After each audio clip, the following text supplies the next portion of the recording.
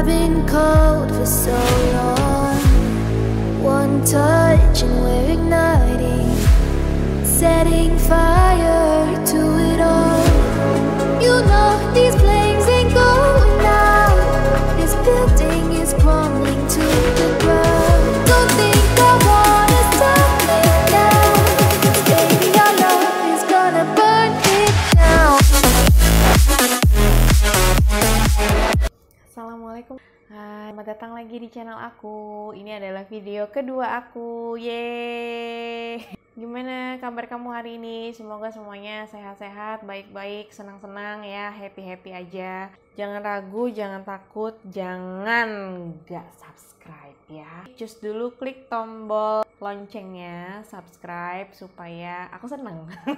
Jadi gengs, hari ini aku mau cerita soal ratu yang kontroversial, gimana sih ngomongnya, yang terkenal banget, populer banget, sampai-sampai kisah hidupnya itu beberapa kali diangkat dalam judul film. Apalagi kalau bukan Cleopatra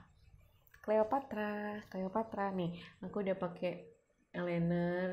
Aku udah coba rangkum dari beberapa sumber. Kita langsung masuk ke ceritanya. Banyak orang mengenal Cleopatra sebagai ratu kerajaan Mesir kuno. Tapi kamu tahu nggak kalau Cleopatra itu sebenarnya bukan orang asli Mesir? Baru tahu kan? Jadi Cleopatra itu lahir pada tahun 69 sebelum Masehi di Mesir dengan nama Cleopatra VII Philopator. Meski secara etnis Cleopatra ini bukanlah orang asli Mesir, tapi sebenarnya dia tuh udah jatuh cinta banget sama Mesir. Jadi dia tuh lebih memilih hidup dengan kebudayaan orang Mesir, dengan bahasa orang Mesir, dengan kebiasaan orang Mesir gitu kan, karena udah saking cintanya sama Mesir. Cleopatra berasal dari dinasti Ptolemaic yang berasal dari Yunani Macedonia. Kakek dari kakek buyutnya Cleopatra adalah Ptolemy I Soter yang merupakan teman baik dan jenderalnya Alexander the Great. Nah, Alexander ini adalah orang yang menemukan kota Alexandria. Nah, waktu Alexander ini meninggal pada tahun 323 sebelum Masehi, si Ptolemy I ini yang dipercaya sebagai tangan kanannya ini kan setia banget ya. Jadinya akhirnya dia dikasih kepercayaan untuk menjaga dan menduduki wilayah Mesir. Tapi kemudian Ptolemy ini akhirnya mengangkat dirinya sendiri sebagai raja dan menjaga kemaharajaannya, dinastinya selama kurang lebih 300 tahun. Wow, hebat ya. Singkat cerita, pada masa Ptolemy XII, yaitu adalah ayahnya Cleopatra. Kekuatan pertama Cleopatra ini terlihat pada usianya 14 tahun. Jadi Cleopatra ini diajak sama ayahnya ke pengasingan untuk mengikuti restorasi tahta, yaitu mempelajari, mempersiapkan pemulihan diri gitu kan, untuk disiapin untuk naik tahta. Banyak banget hal-hal yang dipelajarin sama Cleopatra, suka banget, tertarik banget sama intrik politik gitu kan, suksesi pemerintahan kayak begitu-begitu. Hal-hal yang berbau dengan kekuasaan itu dia suka banget gitu. Jadi dia banyak belajar dari ayahnya. Dan dalam mitologi Mesir itu ada dewa Osiris yang menikahi saudara perempuannya sendiri, yaitu Dewi Isis, yang kemudian hal ini diikuti oleh para Firaun Mesir atau pendiri-pendiri Mesir ya, termasuk dari keturunannya Ptolemy. Mereka menganggap dirinya sebagai dewa. Jadi kalau dewa itu hanya dewa dan sesama dewa aja yang boleh menikah. Makanya kenapa tradisinya adalah menjadi tradisi incest, yaitu menikahi saudara perempuan atau keponakan perempuan atau sepupu-sepupu perempuan dari ayahnya atau dari ibunya gitu kan. Yang penting masih dalam keturunan kerajaan sedarah dengan keturunan silsilah, maka itu baru boleh menikah. Di luar itu nggak boleh. Nah, tradisi inilah yang dijaga sama Ptolemy sampai dengan Ptolemy XII, ayahnya Cleopatra. Sampai akhirnya ayahnya Cleopatra meninggal pada tahun 51 sebelum Masehi. Di dalam surat wasiat ayahnya bilang, Cleopatra, kamu itu harus menjaga tradisi incest gitu kan. Jadi kamu harus menikah dengan dua saudara laki-lakimu. Dan sangat terpaksa akhirnya Cleopatra menikah dengan dua saudara laki-lakinya, tapi satu-satu. Jadi yang pertama dia menikah dulu sama Ptolemy 13. Menikah, kemudian ternyata mereka berantem ya, pernikahan ini nggak berhasil. Mereka berantem, mereka perang, dan akhirnya Ptolemy 13 tewas dalam peperangan di Sungai Nil. Dia tenggelam di Sungai Nil. Berikutnya Cleopatra menikah lagi dengan yang satu lagi, Ptolemy 14. Ini juga sama, nggak berhasil juga karena akhirnya Ptolemy 14 ini mati dalam tangan Cleopatra. Udah nih, mati dua-duanya. Selain membunuh dua saudaranya itu, Cleopatra juga membunuh satu saudara perempuannya yang bernama Arsinoe, yang dianggap sebagai saingan dalam memperebutkan tahta waris kerajaan. Dah nih, tiga-tiganya mati semua, akhirnya tinggal dia. Ya sudahlah, akhirnya dia naik tahta menjadi ratu pada usia 18 tahun. Nah, waktu naik tahta, akhirnya kan Cleo mendapat paraoh. Nah, paraoh ini adalah berupa tanda kepemimpinan, simbol lah ya begitu.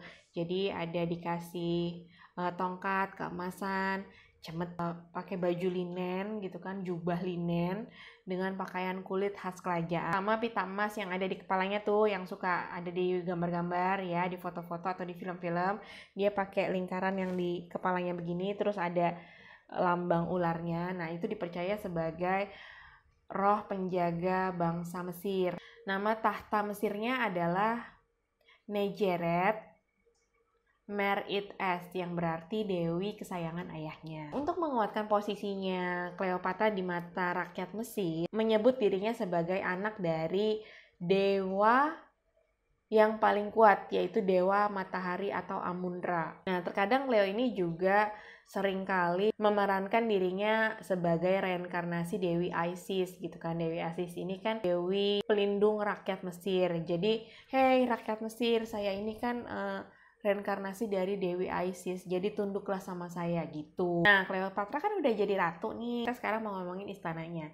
Istananya ini ada di kota Alexandria, sebuah kota pelabuhan yang padat aktivitas di sekitar Laut Tengah. Nah, di sana juga dibangun mercusuar Paros yang ada sampai sekarang dan menjadi salah satu dari 7 keajaiban dunia. Mercusuar ini tingginya 137 meter, dikelilingin taman, terus puncaknya ada patung dewa Zeus. Alexandria ini adalah kota yang cakep banget ya. Rauh jalannya tuh lebar banget, dari ujung sana ke ujung sini tuh bisa sampai 30 meter.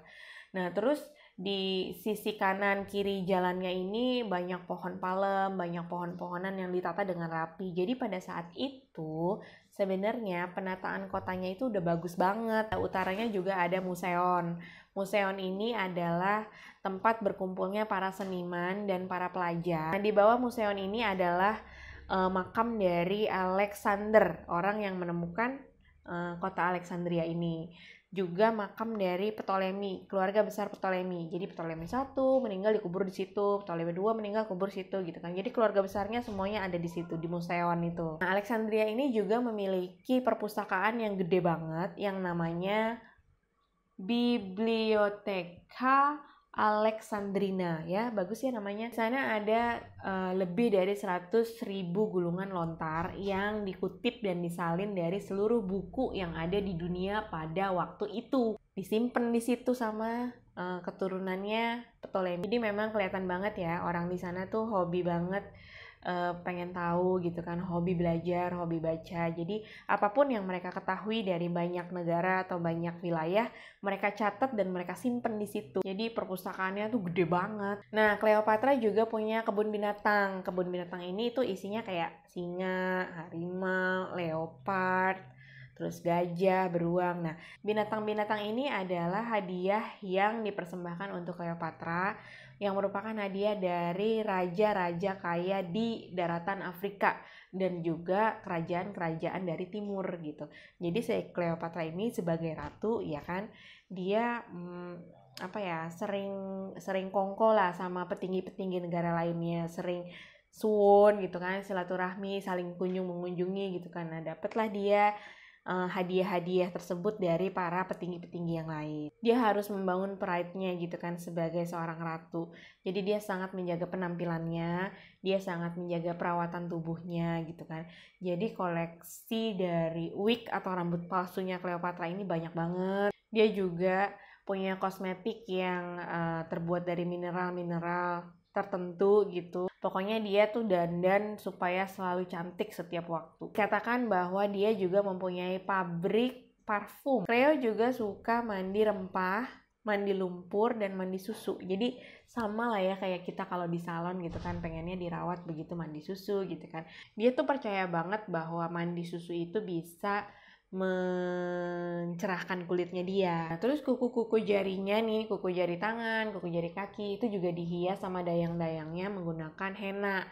Nah, jadi sebenarnya sebelum sekarang itu famous, kita kalau kawinan ya, kalau nikahan pakai ini di tangan, itu berabad-abad yang lalu itu sudah digunakan sama Ratu Cleopatra. Luar biasa. Terus juga ada satu mineral abu-abu yang disebut galena. Nah, galena ini digerus ya, terus kemudian dicampur dengan air dan dijadikan penghias mata gitu. Mungkin kalau sekarang eyeliner gitu kali ya. Terus juga ada oksida besi yang membuat pipi sama bibir itu menjadi kekuning-kuningan atau keemas-emas. Ceritanya mungkin waktu itu dibuat jadi blush on sama jadi lipstick gitu. Nah, sebenarnya riasan mata yang terkenal sama si Cleopatra ini juga untuk menangkal infeksi mata. Karena pada waktu itu di Mesir itu kan gersang ya, jadi banyak debu yang berterbangan kena angin gitu kan. Nah, dikhawatirkan debu ini membawa bakteri dari sungai Nil. Makanya matanya itu dikasih penangkal galena itu gitu kan. Tapi sebenarnya ada juga pendapat yang bilang bahwa hiasan mata yang dipakai sama Cleopatra itu sebenarnya untuk menutupi kecacatan fisik akibat perkawinan sedarah yang dilakukan ayah dan ibunya. Jadi kan sebenarnya perkawinan sedarah itu bisa membuat kelainan genetik. Nah, mungkin sebenarnya Cleopatra ini punya kelainan genetik, yaitu kecacatan di bagian mata. Jadi matanya ditutupin pakai hiasan yang seperti itu gitu kan, malah jadi bagus. Nah, ini juga yang sebenarnya aku juga baru tahu karena mencari artikel tentang Cleopatra ini kan. Dan ini aku baru tahu guys, sumpah. Yang aku tahu ya, Cleopatra itu rambutnya lurus, klimis, mengkilat, ponian. Terus kulitnya ini tuh coklat gitu kan, eksotis gitu lah ya, seksi gitu kan, kesannya tuh glamor, seksi begitu. Dan ternyata sebenarnya catatan sejarah itu tidak menyatakan demikian. Karena kan Cleopatra ini kan orang Yunani ya, keturunan asli dari Yunani. Jadi sebenarnya kulitnya itu kulit orang yang putih pucat gitu, putih pucat, dan ada bintik-bintik di wajahnya. Rambutnya ini tuh warnanya kuning coklat, gimana sih? Kuning ke coklat-coklatan atau pirang sebenarnya. Dan rambutnya ini tuh bergelombang-gelombang gitu, bukan lurus yang kayak kita tahu itu. Aku baru tahu. Hidungnya tuh mancung gitu kan, garis mukanya tuh jelas, layaknya orang-orang Yunani pada zaman dulu. Jadi sebenarnya image Cleopatra yang kita kenal selama ini itu hanyalah buatan dari Hollywood. Itu rekayasa Hollywood yang sebenarnya akhirnya jadi ikoniknya seperti itu gitu. Walaupun kan cakep kan ya kalau yang dari film-film itu kan, glamor gitu kan, dandannya ala-ala Mesir gitu kan, Egypt gitu kan. Nah, ternyata enggak, dulunya sesuai dengan jejak sejarah enggak begitu. Dia tuh kayak orang Yunani, kayak orang kulit putih. Dan menurut catatan sejarah lagi, Cleopatra itu bukan orang yang cantik banget gitu, enggak, biasa aja, cuman memang pinter dan cerdas banget gitu. Jadi memang Cleopatra ini lebih banyak dikenal bukan karena kecantikannya, tapi karena kecerdasannya. Jadi dia tuh kayak ngomongnya tuh pinter, suaranya tuh manis, karismatik begitu kan. Sebenarnya tuh bukan dari wajahnya cantik atau badannya molek, nggak begitu banget gitu, biasa aja. Cuman karena dia pintar jadi terlihat cantiknya keluar, auranya keluar gitu. Nah, di dalam dunia pengetahuan Cleopatra ini juga banyak menguasai bidang-bidang ilmu ya, kayak matematika, kedokteran, kimia, ekonomi, sejarah, geografi, dan hampir semua mata pelajaran yang mungkin ada di mata kuliah kamu atau di bangku sekolah ya. Yang kita tuh udah pusing gitu kan mikirinnya, enggak, kalau dia enggak, dia pinter bu. Keren ya. Dia juga mempelajari astronomi, fisika, dan filsafat. Wah, luar biasa. Pantesan aja jadi ratu. Pinter. Banyak tokoh-tokoh yang bertemu dengan Cleopatra kemudian lalu memuji kecerdasannya dia dalam berkomunikasi. Cleo disebut itu terpelajar dan memahami seluk-beluk kenegaraan, termasuk juga politik antar negara. Nah, Cleopatra ini juga menguasai lebih dari 9 bahasa: Arab, Yahudi, Ethiopia, Partia, Media, itu dia bisa semua. Cleopatra juga bisa bahasa Koptik asli dan dia juga bisa membaca hieroglif ya, tulisan-tulisan yang ada di dinding-dinding, itu dia bisa baca.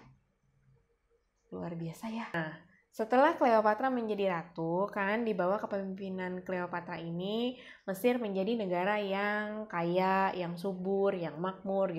Nah, ini akhirnya menarik perhatian dari Kekaisaran Besar Romawi. Romawi ini ngelirik, oh Mesir tuh kaya tuh gitu kan, oh, gimana kalau kita kuasain gitu kan. Tapi Cleopatra kan harus menjaga kemaharajaan Mesirnya dia ya kan. Pokoknya gimana caranya supaya dia bisa menjaga biar Mesir ini nggak dijajah sama Romawi atau nggak dikuasai sama Romawi. Akhirnya dia harus ngincer orang terkenal dan terkuat supaya bisa mendukung pemerintahannya di Mesir. Jadi dia tuh kayak nyari sekutu gitu kan. Nyari sekutu siapa nih ya orang dari Romawi yang bisa gue gaet supaya dia bisa ngejagain gue biar Mesir ini nggak dijajah. Nah, mulailah akhirnya Cleo ini bersiasat. Dia mencari-cari siapa ya yang kira-kira mau dia deketi. Akhirnya ada Julius Caesar. Julius Caesar ini adalah panglima besar, panglima perang dari Kekaisaran Romawi. One look, the heat is right.